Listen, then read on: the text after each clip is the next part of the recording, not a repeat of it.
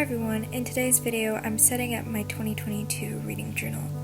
So the notebook that I'm using is from Michael's. It is the Artist Loft Bullet Journal, the second edition, I believe, and it has 2 bookmarks and 120 GSM paper. I used the same notebook last year but in gray, and unfortunately I didn't keep up with it, but I think that's mainly due to the lack of effort I think I put in my reading journal. So I'm really excited to start using this one for 2022. I didn't like the original contents page, so I covered it up using craft paper, and I drew lines using the thin end of a brown brush pen. But of course you can use a brown fine liner or a black fine liner or anything that you wish. So the spacing of it was about 5 millimeters. I didn't measure it when I drew it out, but it's about 1 dark gray in height, so I think that works perfectly for me. But I just kind of eyeballed it and it turned out really nice. I also left a little gap at either edge because I think it looks better that way instead of having the lines extend. As you can see on one of the lines on the left page, I accidentally extended it, but it's fine. I don't think you can notice it, or at least not that well. So to decorate it and embellish it, I'm using a variety of paper and some ephemera. The book pages are from a book that I got for $3, so very, very inexpensive, considering how much I've been using the same book. And I still have quite a lot of book pages left, as you can see. The other paper, this may sound strange, but there are paper towels. And I know that sounds really weird, but I actually love how it came out. And I love how the different colors of browns come together to have a scrapbooky vibe. And I'm really happy with the way it came out. So this is the key, and I didn't like the key, and I also thought that I wouldn't need it because I don't even use one in my actual bullet journal. So having one in my reading journal wouldn't be necessary. So I covered it up using craft paper, and I turned it into a quote page. So unfortunately, it had no footage of me actually stamping on the quote, but the quote was, "Reading gives us somewhere to go when we have to stay where we are." I embellished the page using the same papers that I used on the index, and I'm really glad that I went with the scrapbooking theme for my reading journal. I think the scrapbooking theme accentuates the cozy features of the notebook, which I'm really happy with since reading kind of gives off that coziness.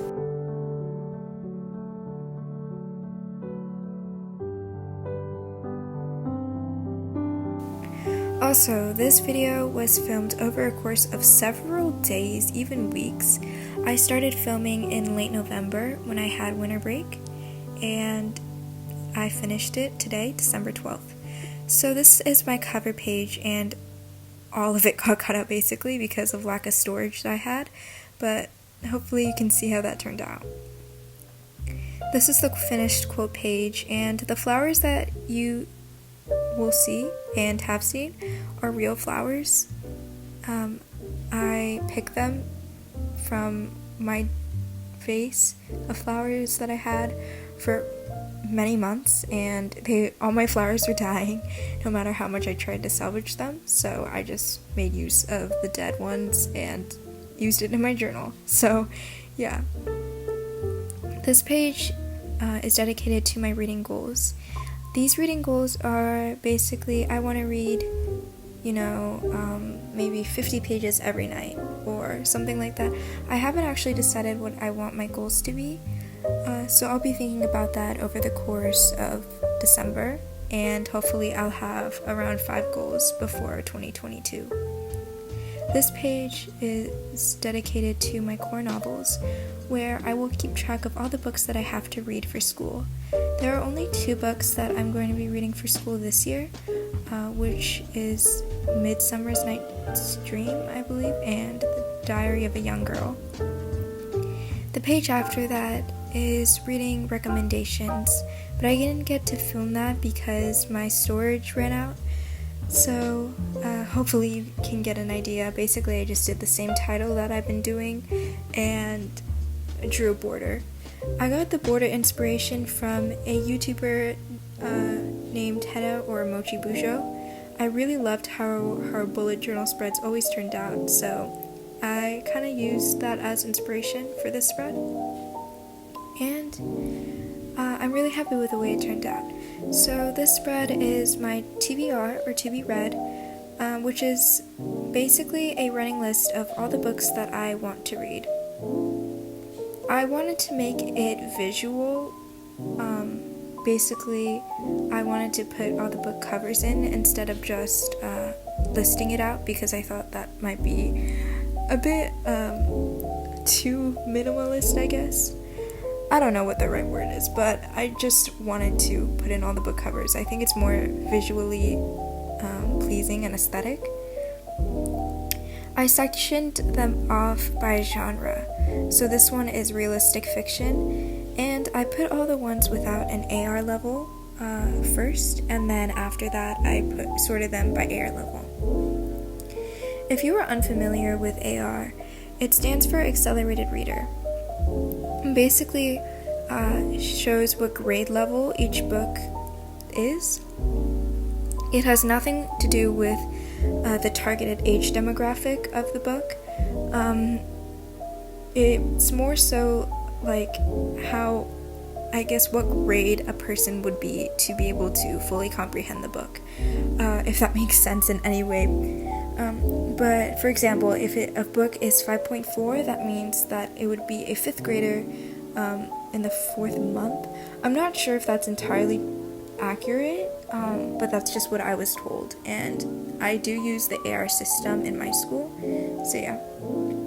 I put a piece of craft paper on the bottom of each book to write down the AR level, and I used a brown fine liner or the thin end of a brush pen to do so.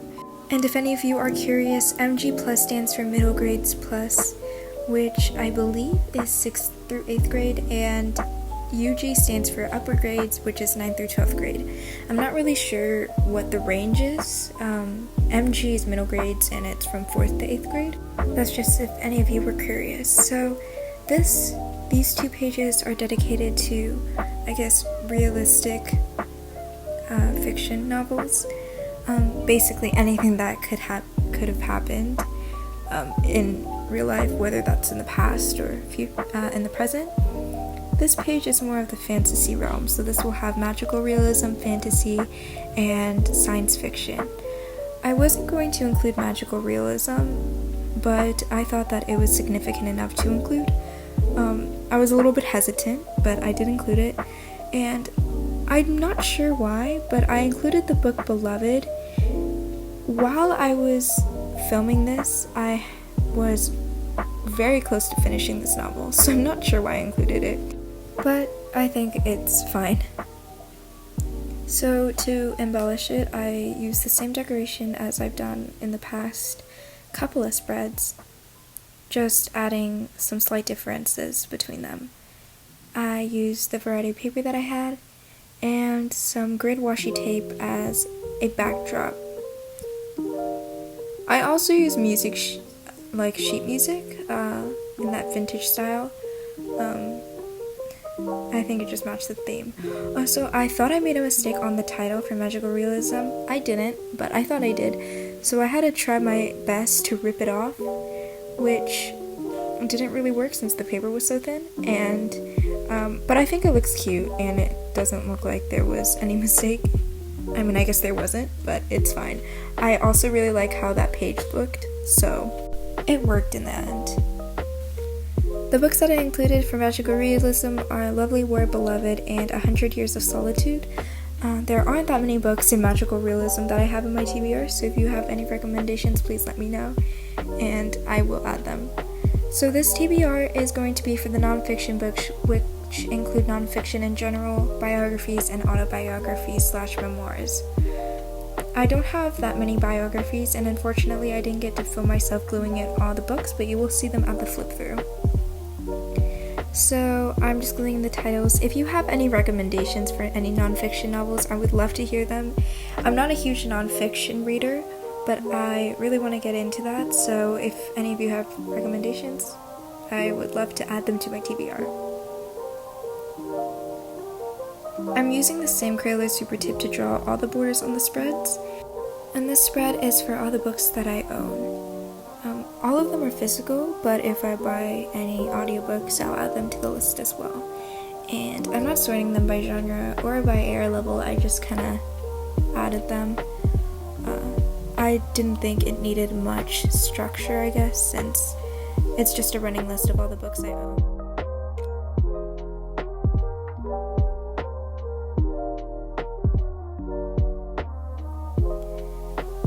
So this spread is for the Goodreads Choice Awards, which came out on December 9th. So I printed out the book covers for each one, and you will see me add them at the towards the end of this video.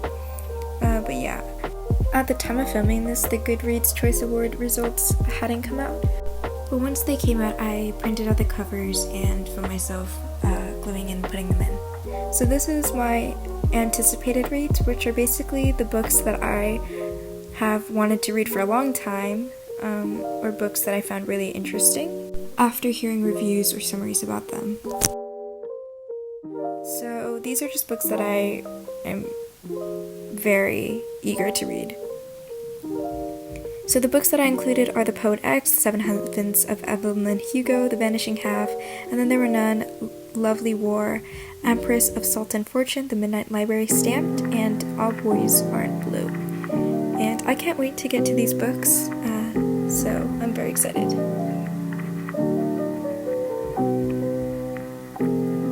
So it cut out a lot of me making the other spreads, but there wasn't that much to them. It was just me basically making titles and stuff. This spread is going to be my library info, and my nail got peeled off. I think I may have done that while I was taking a test. I'm not sure. But in that envelope that I made out of craft paper, that is going to be for my library card, so I don't lose it because I tend to misplace my library card all the time. And the expandable pocket that I made out of craft paper is for all the receipts, so I know exactly when I need to return my books. Then I just added a cute little title.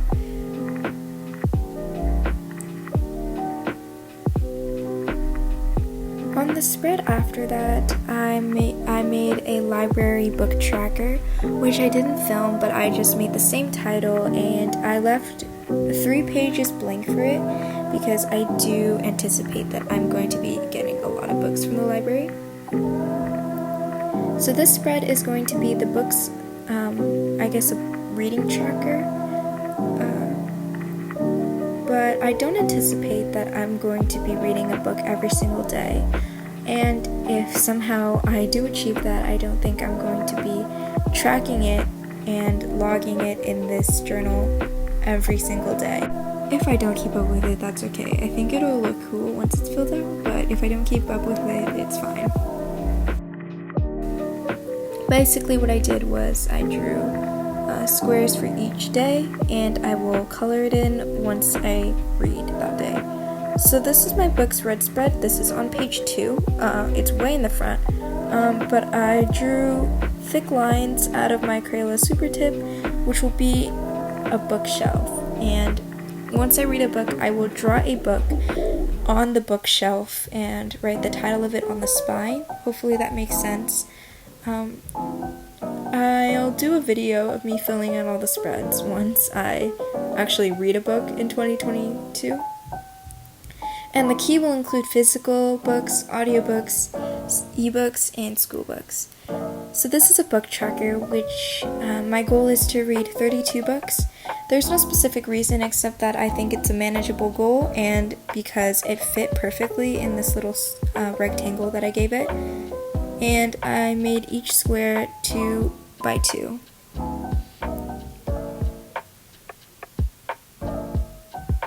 So on the bottom of that, I made a book requirements because every month I have to read a certain genre for school in order for it to count for credit.